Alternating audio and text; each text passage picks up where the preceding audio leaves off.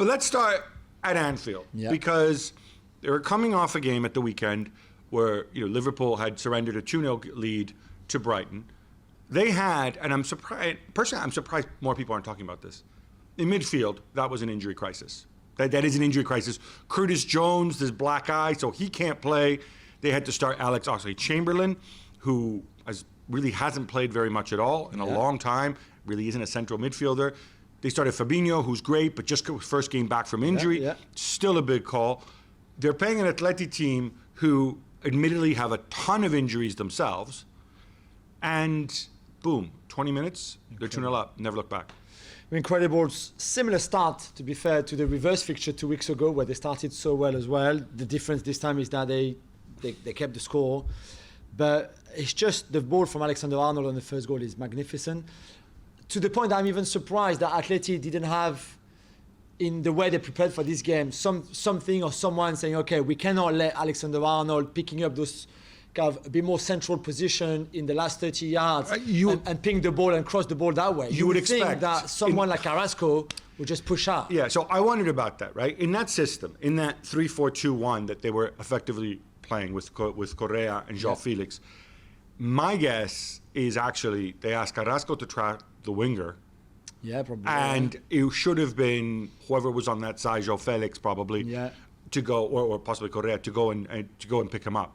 Yeah, because you can't give him all that space. It's crazy. Yeah, and they just kept going and going. They could have had a lot more. They could have had many more opportunities.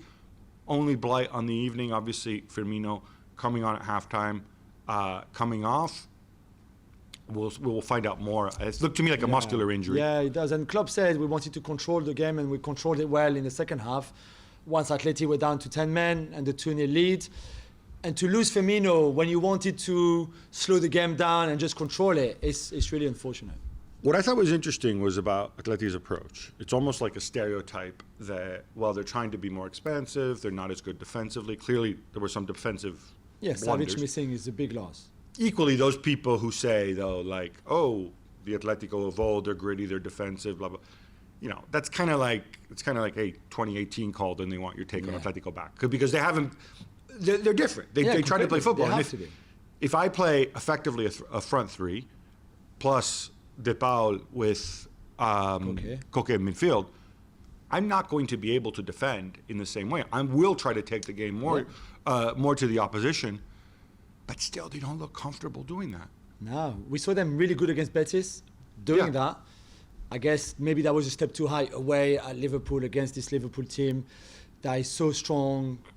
In the front five pretty much, the two box-to-box midfielders and the front threes and the fullbacks as well, even if Robertson was not playing. So maybe that was a step too high for them to sort of develop that kind of football. But also the red card for Felipe, which is it's a big moment in the game, even if Liverpool were working on them.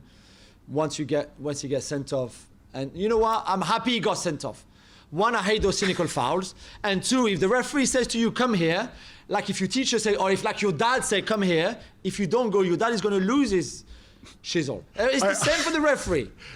I would love to know. We're taping this Thursday morning. I want to take a deeper dive into see what the Atleti media say, because what possible reason could there be for you not to walk over to him and referee call? It's crazy. Does Felipe think, oh, if I ignore him, then he can't book me or he can't send me off? I'm going to be that transparent. I'm going to pretend that he can't see me, I can't hear him. And especially, and this is another thing, which I think clubs don't think enough about.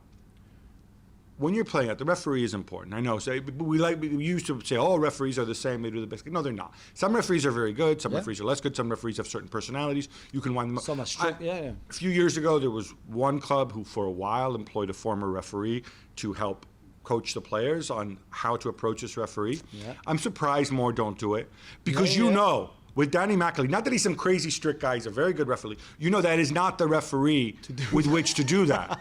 Because this is a referee with tons of personality. Yeah. And if you get in his face, he'll get in yours in a very calm way, but he's not somebody who you're going to rattle. Completely. So that was Felipe is experienced enough. You know what? He should know better. No question about it.